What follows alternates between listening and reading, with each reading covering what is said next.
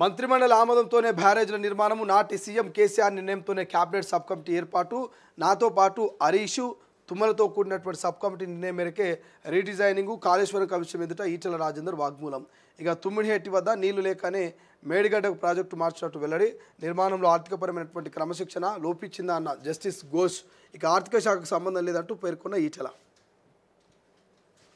కాళేశ్వరం ఎత్తిపోతల్లోని మేడిగడ్డ అన్నారం సుందిల బ్యారేజ్ల నిర్మాణాలు నాటి బారాస మంత్రి మండలి నిర్ణయంతోనే జరిగాయని ఆ ప్రభుత్వంలో ఆర్థిక మంత్రిగా పనిచేసిన ప్రస్తుత భాజపా ఎంపీగా ఉన్న ఈటెల రాజేందర్ పేర్కొన్నారు బ్యారేజీలపై న్యాయ విచారణ చేస్తున్న జస్టిస్ పిసి ఘోష్ కమిషన్ ఎదుట ఈటెల శుక్రవారం హాజరయ్యారు బహిరంగ విచారణలో భాగంగా కమిషన్ ఆయనను క్రాస్ ఎగ్జామినేషన్ చేసింది హైదరాబాద్ బీఆర్కే భవన్లో ఉన్న కమిషన్ కార్యాలయంలో మధ్యాహ్నం అరగంట పాటు విచారించింది ఈటెలను మొత్తం 19 ప్రశ్నలు అడిగి వాటికి ఆయన ఇచ్చిన వాగ్మూలాన్ని నమోదు చేసింది నీటి లభ్యత లేకనే ప్రాజెక్టు మార్పు గత ప్రభుత్వంలో ఏ సమయంలో ఆర్థిక మంత్రిగా పనిచేశారు 3 బ్యారేజీలపై నిర్ణయం ఎవరు తీసుకున్నారనేటువంటి ఒక 19 ప్రశ్నలు ఈటెల రాజేందర్ని అడిగినట్టు తెలుస్తోంది ఈటెల రాజేందర్ని దాదాపు 19 ప్రశ్నలు అడిగితే ఆయన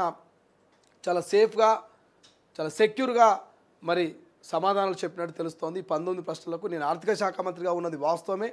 బట్ అన్ని విషయాలు నాకు తెలియదు అప్పటి ఇరిగేషన్ శాఖ మంత్రి హరీష్ రావు ఇక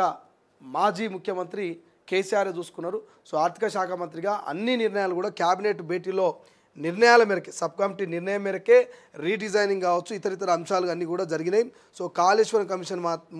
ముందు మాత్రం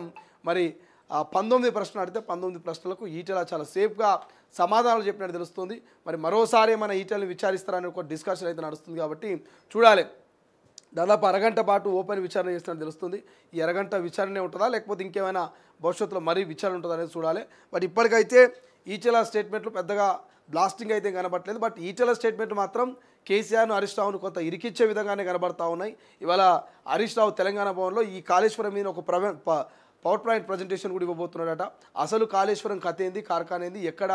బుంగలు పడ్డాయి ఎక్కడ పిల్లర్లు కుంగినాయి ఇట్లా కాళేశ్వరంకి సంబంధించిన పూర్తి స్థాయి డేటాతోటి ఒక పవర్ పాయింట్ ప్రజెంటేషన్ ఇచ్చి తెలంగాణ ప్రజలకు వివరించే ఛాన్స్ కనిపిస్తూ ఉంది ఇవాళ హరీష్ రావు మాజీ